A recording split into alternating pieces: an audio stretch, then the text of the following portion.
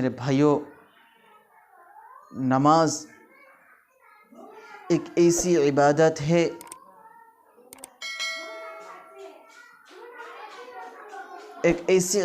है जिनके बारे में हुज़ूर सल्लल्लाहु अलैहि वसल्लम ने इरशाद फरमाया कि कल क़यामत का दिन होगा, सबसे पहले नमाज का हिसाब लिया जाएगा। अगर नमाज की हिसाब सही सलामत आई तो बाकी जितने भी अमल है तमाम सही सलामत आ जाएगी। लेकिन अगर नमाज में कोताही हो जाए तो तमाम अमल में कोताही आ जाएगी। मेरे भाइयों, ये नमाज हमारे ऊपर अल्लाह रब्बुल इज़्ज़त ने 5 वक्त की नमाज फ़र्ज़ की है, जो दिन और रात 24 घंटे में 5 वक्त की नमाज। लेकिन बहुत अफसोस के साथ ये कहना पड़ता है कि हम कामों में मशगूल रहते हैं लेकिन नमाज़ पढ़ने का वक्त नहीं होता। हम जुमे में नमाज़ पढ़ते हैं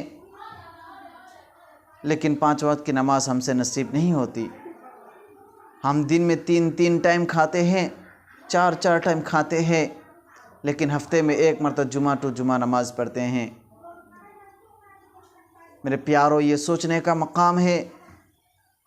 ज़रा सोचिए, ये नमाज एक ऐसी इबादत है, अल्लाह रब्बुल इज़्ज़त कुरान करीम में इरशाद फरमाते हैं, इन्ना सलात तन्हा अनिल फहशाई वल मुनकर,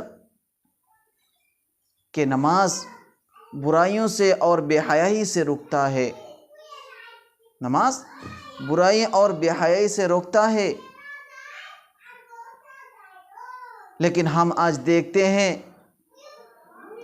कि हम नमाज भी पढ़ते हैं लेकिन हम गुनाह भी करते हैं, बेहयाई भी करते हैं। इसका क्या मतलब हुआ?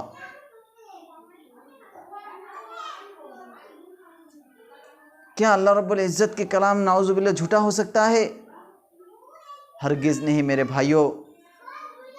अल्लाह रब्बुल इज़्ज़त की कलाम, अल्लाह रब्बुल इज़्ज़त ने जो फरमाया वो 100% सही है, जिसमें एक नुक्ते के बराबर भी कोई गुंजाइश, गलती की गुंजाइश नहीं हो सकता।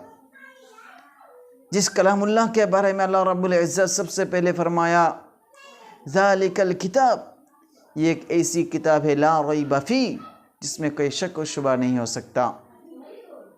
लेकिन फिर हम नमाज भी पढ़ते हैं, हमारे से बेहयाई भी होते हैं, हमारे से गुनाह भी होते हैं, मुनकिरात भी होते हैं। उलमा ने इसकी 2 तफसीलें लिखी है। एक तो ये है कि हमारी नमाज की तरह नमाज नहीं है। जिस तरह हमारी नमाज होना चाहिए था उस तरह हमारी नमाज नहीं है। अगर नमाज की तरह नमाज होगा तो हमारी बेहयाई से ज़रूर रुकेगा। और एक ये फरमाया, नमाज तो हमें बेहयाई से रुकना चाहता है लेकिन हम खुद नहीं रुक रहे हैं। और एक चीज़ ये है, इसका मतलब ये भी बयान किया है उलमा इकराम ने कि जब तक आदमी नमाज के अंदर रहता है वो तो तमाम बुराइयों और गुनाहों से महफूज रहता है। जब तक वो नमाज में रहता है तमाम बुराइयों, तमाम गुनाहों से वो हिफाजत रहता है। वो कोई गुनाह के काम में मशगूल नहीं होता। मेरे मुअज़्ज़ज़ प्यारों, ये एक ऐसी अहम नमाज है, नमाज की इबादत एक ऐसी अहम इबादत है। हुज़ूर सल्लल्लाहु अलैहि वसल्लम की वफ़ात के वक्त हुज़ूर सल्लल्लाहु अलैहि वसल्लम ने अपने बच्चों को कोई वसीयत नहीं की, किसी कोई माल दौलत की वसीयत नहीं की।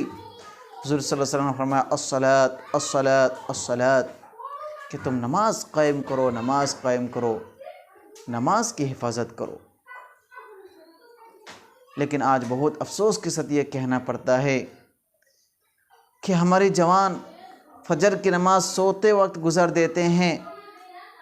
आज हमारी हालत ऐसी है कि फ़जर की अज़ान होते हैं हम सोते रहते हैं, फ़जर की नमाज गुज़र जाते हैं, हम सोते हुए सूरज निकलने के बाद 9-10 बजे के वक्त उठते हैं। यहूदियों की तरफ, नसरानी की तरह, ईसाइयों की तरफ, गैर मुस्लिम की तरह सोते रहते हैं।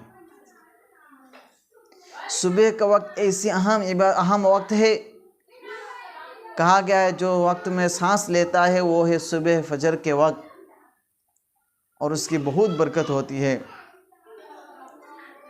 उस टाइम उठकर वज़ू करना, नमाज़ पढ़ना, ये बड़ी इबादत में शुमार होता है।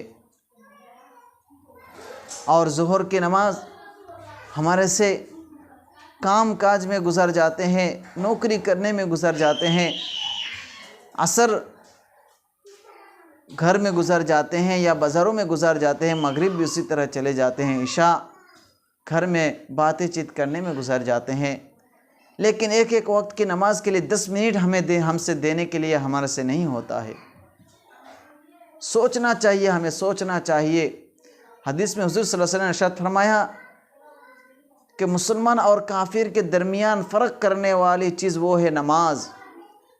गोया कि जिसने नमाज पढ़ा वो मुसलमान है, और जिसने नमाज नहीं पढ़ा गोया कि वो काफिर है।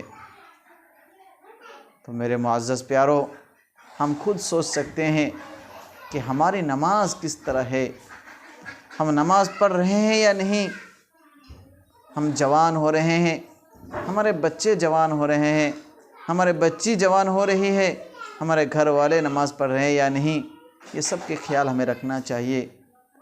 अल्लाह रब्बुल इज़्ज़त हम तमाम को 5 वक्त की नमाज़ सही सलामत पढ़ने के लिए तौफ़ीक़ अता फ़रमाए, इख़लास के साथ पढ़ने के लिए तौफ़ीक़ अता फ़रमाए।